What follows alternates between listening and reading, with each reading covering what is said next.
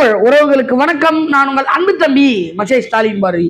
நேற்று தான் நம்ம எடப்பாடி பழனிசாமி அவர்கள் ஒரு கூல் கேப்டன் என்ற வகையில நம்ம ஒரு காணொலியை பதிவு பண்ணியிருந்தோம்.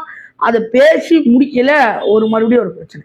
அதுல நம்ம என்ன சொல்லியிருந்தோம் அப்படின்னா, எடப்பாடி அவர்களுடைய கூட்டணி மிக வலிமை உள்ள ஒரு கூட்டணியாக, ரொம்ப பலமான ஒரு கூட்டணியாக இருக்குது. ஊடகவியலாளர்கள் என்ன சொல்றாங்க அப்படின்னா, வெற்றி கூட்டணியாக அதிமுக கூட்டணி அமையும் என்ற அளவுக்கு பேசிட்டு இருக்காங்க. ஒரு பக்கம் அப்படியே எதிர்ப்புறத்துல திமுக நிற்குது.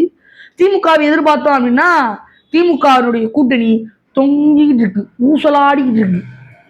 ஐயா திருமாவளவன் நமக்கு எத்தனை சீட்டு தருவாரு, நம்ம முதல்ல கூட்டணியில் இருப்போமா மாட்டோமா வேணாமா என்றெல்லாம் ஒரு பக்கம் ஐயா திருமாவளவன் யோசிச்சுட்டு இருக்கிறாரு.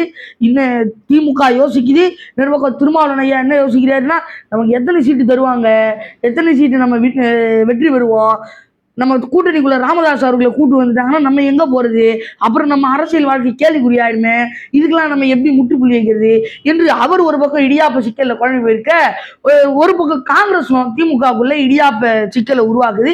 காங்கிரஸ் பத்தி நம்ம பேசணும்னா, ஏன்னா அது இருந்தாலும் ஒண்ணுதான் இல்லைனாலும் ஒண்ணுதான். அதனால இப்ப திமுகக்குள்ள பெரிய கூட்டணி இடியாப்ப சிக்கல் உருவாயிருக்குது. சரி, இது அதை பேசி முடிக்கிறதுக்குள்ள திமுக குடும்ப கூட்டணிக்குள்ள ஒரு பெரிய சிக்கல் ஒண்ணு உண்டாயிருக்குது. அதை பத்தி தான் இந்த காணொலியில விரிவா தெளிவா பார்க்க போறோம். இன்னுமா உங்களுக்கு புரியல? புரிஞ்சவங்க கருத்துல தெரிவிச்சு போங்க, புரியாதவங்களுக்கு சொல்றேன்.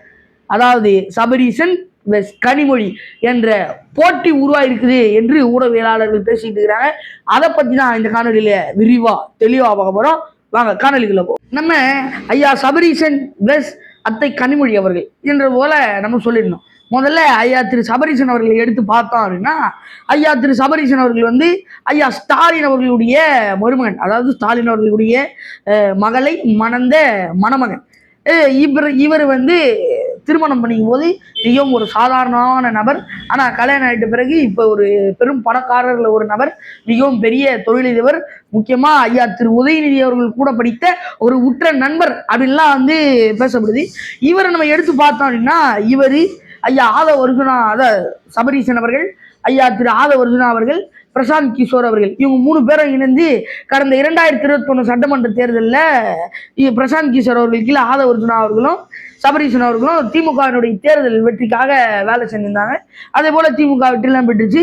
இப்ப பிரசாந்த் கிஷோர் அவர்கள் வேற ஒரு கட்சி பண்ணிக்கிட்டாரு, அது வேற விஷயம். இப்ப ஆதவர்ஜுனா அவர்கள் திமுக வந்தாரு, திமுக இருந்து விசிகா போனாரு, இப்ப தாவேகாவுக்கு போயிருக்கிறாரு. ஆனா ஐயா சபரீசன் அவர்கள் திமுகல பெரிய பதவியில எதுவும் இருக்கிற மாதிரி தெரியல. ஆனா பென் என்ற ஒரு நிறுவனத்தை தொடங்கி இப்ப திமுகவினுடைய வெற்றிக்காக வேலை செய்யறாரு, திமுகவினுடைய ஸ்ட்ராட்டஜிக்கா இருக்கிறாரு என்று பார்க்கப்படுகிறது. இதுதான் ஐயா சபரீசன் அவர்களுடைய ஒரு சுருக்கமான வரலாறு.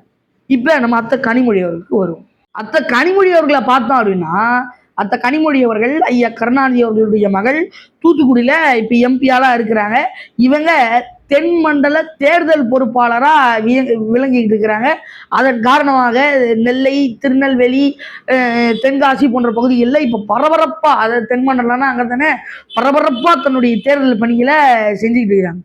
அந்த கனிமொழிகளுடைய பெருமை சிறப்பெல்லாம் இப்ப சொல்லிட்டேன். அவங்களுடைய வரலாறு ஒண்ணு சொல்லுப்பா அப்படின்னு நீங்க கேட்டீங்க அப்படின்னா, அந்த கனிமொழி அவர்கள் பிறந்த போது ஐயா கலைஞர் அவர்களிடம் சட்டசபையில கேட்கிறாங்க, அந்த குழந்தை யாருடைய குழந்தை என்ற கேள்வி எழுப்பும் பொழுது ஐயா கலைஞர் அவர்கள் அந்த குழந்தை ராஜாத்தி அம்மாளின் குழந்தை என்று பதில் சொன்னதாகவும், உடனே ராஜாத்தி அம்மாள் யாரு, அவங்களுடைய கணவர் யாரு என்றெல்லாம் கேள்வி எழுப்பினதாகவும் மக்கள் சொல்றாங்க.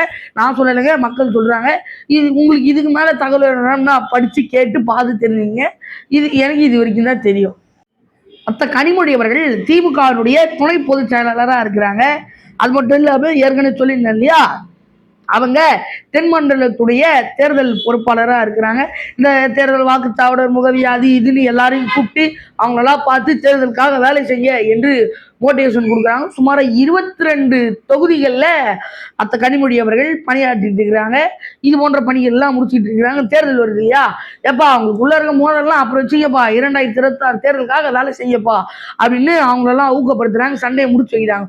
உதாரணத்துக்கு சொல்லணும் அப்படின்னா, ராதாபுரம் சட்டமன்ற தொகுதியினுடைய உறுப்பினர் ஐயா திரு நமது சபாநாயகர் அப்பாவு அவர்களுக்கும் மாவட்ட செயலாளர் கிரகாம்பெல் அவர்களுக்கு ஏற்பட்ட பிரச்சனையெல்லாம் சால்வ் பண்ணி, எப்பா கூல் ஆயிட்டீங்களா, தேர்தலுக்காக வேலை செய்ய என்று இது போன்ற பல தொகுதியில் இருக்கக்கூடிய பல நபர்களை கூப்பிட்டு பேசி அவங்க பிரச்சனையெல்லாம் முடிச்சு தேர்தலுக்காக வேலை செய்ய என்று களத்தில் இருக்கிறாங்க.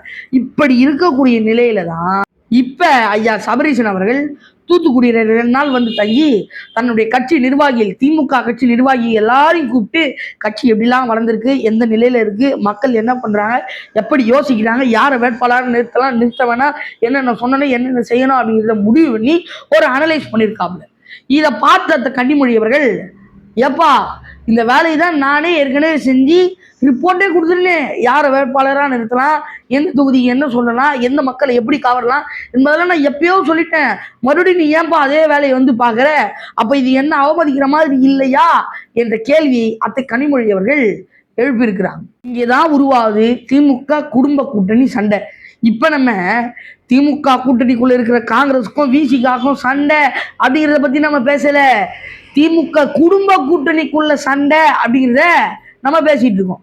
உதாரணத்துக்கு சொல்லணும் அப்படின்னா, ஐயா ஸ்டாலின் பின்னாடி அவர்கள் ஒரு குழு, அம்மையார் துர்கா ஸ்டாலின் பின்னாடி அவர்கள் ஒரு குழு, ஐயா சபரீசன் அவர்கள் பின்னாடி ஒரு குழு, ஐயா உதயநிதி ஸ்டாலின் அவர்கள் பின்னாடி ஒரு குழு, இன்னும் யாரு அத்தை கனிமொழி அவர்கள் பின்னாடி ஒரு குழு, இது போன்று திமுகல இன்னும் எத்தனை குழு இருக்கு, எத்தனை ஆளுங்க இருக்கிறாங்க அப்படின்னு நமக்கு பெரிய கன்ஃபியூஷனா இருக்கு.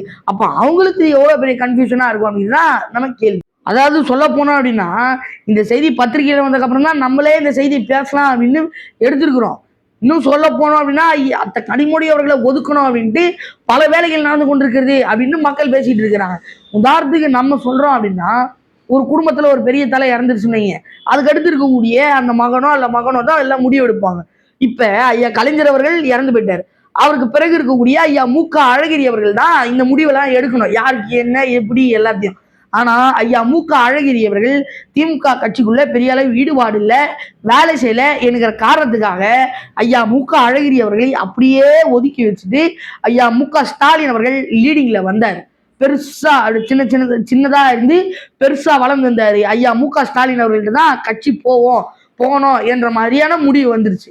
அப்படி இருக்கக்கூடிய நிலையில அத்த கனிமொழி அவர்களை ஒதுக்கி ஐயா திரு உதயநிதி ஸ்டாலின் அவர்களை துணை முதல்வராக போட்டிருக்கிறார். அதாவது திமுக என்னும் சொத்தை தன்னுடைய குடும்ப சொத்தா மாத்திக்கணும் என்று ஐயா மு.க. ஸ்டாலின் அவர்கள் முயற்சிக்கிறாரு என்று மக்கள்லாம் தொடர்ச்சியா பேசிட்டு இருக்கிறாங்க. சரிங்க, ஊர் கதை, உலக கதை, எல்லா கதையும் நம்ம பேசிக்கிட்டே இருக்கிறோம். எல்லா காணொலிகளையும் நம்ம பதிவு பண்ணிக்கிட்டே இருக்கிறோம். ஏன்னா நாட்டில் ஒவ்வொரு நாளும் ஒவ்வொரு கதை நடக்குது, அதை பேசத்தான் நான் இருக்கிறேன். கேட்கறதும் கேளாததும் உங்க விருப்பம்.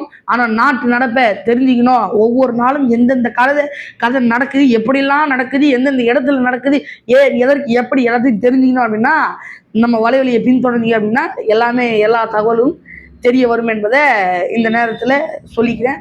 அதே போல என்னுடைய விருப்பம் என்ன அப்படின்னா, ஒரு பக்கம் திமுக கூட்டணியிலையும் தள்ளாடுது, குடும்பத்திலையும் தள்ளாடுது. என்னை பொறுத்தவரை ஐயா ஸ்டாலின் அவர்கள் கட்சியை பொறுத்தவரை, அரசியலை பொறுத்தவரை எல்லா கூட்டணியும் பேலன்ஸ் பண்ணி முடிச்சு எல்லா குதிரைகளையும் ஒரே கயிறில் கட்டி அழகா போனோம் அப்படிங்கிறது என்னுடைய விருப்பம். அதே போல குடும்பத்திலையும் எல்லா குதிரையிலையும் உதயநிதி ஸ்டாலின் அவர்களாக இருந்தாலும் சரி, துர்கா ஸ்டாலின் அவர்களாக இருந்தாலும் சரி, அப்புறம் கனிமொழி அவர்களாக இருந்தாலும் சரி, சபரீசன் அவர்களாக இருந்தாலும் சரி, இவங்க எல்லாரையும் கட்டி மேய்க்கக்கூடிய ஒரு ஆளாக இருக்கணும் அப்படின்னா ஐயா ஸ்டாலின் அவர்கள் இருக்கணும் அப்படிங்கிறது என்னுடைய விருப்பம். ஏன்னா ஐயா எடப்பாடி பழனிசாமி அவர்களே நம்ம ஏற்கனவே சொல்லிட்டோம், கூட்டணியிலையும் கூல் கேப்டனாக இருக்கிறாரு, தன்னுடைய தொண்டர்களிடத்திலும் கூல் கேப்டனாக இருக்கிறாரு அப்படின்ட்டு. ஐயா ஸ்டாலின் அவர்களும் ஒரு கூல் கேப்டனாக இருக்கணும் அப்படிங்கிறது தான் என்னுடைய விருப்பம். ஏதோ ஒன்றுங்க, நல்ல அரசியலை பண்ணி நல்ல அரசியலை மக்களுக்கு புகட்டினா அது நல்ல எதிர்காலத்தை கொண்டு வரும். ஓட்டு போட வேண்டியது நம்ம எல்லாரினுடைய கடமை, சிந்தித்து ஓட்டு போட வேண்டியது உங்களுடைய கடமை. சிந்தியுங்கள், செயல்படுங்கள். என்னர்மை தமிழ் சொந்தங்களே, அடுத்த காலையில் மீண்டும் சந்திப்போம். நன்றி, வணக்கம்.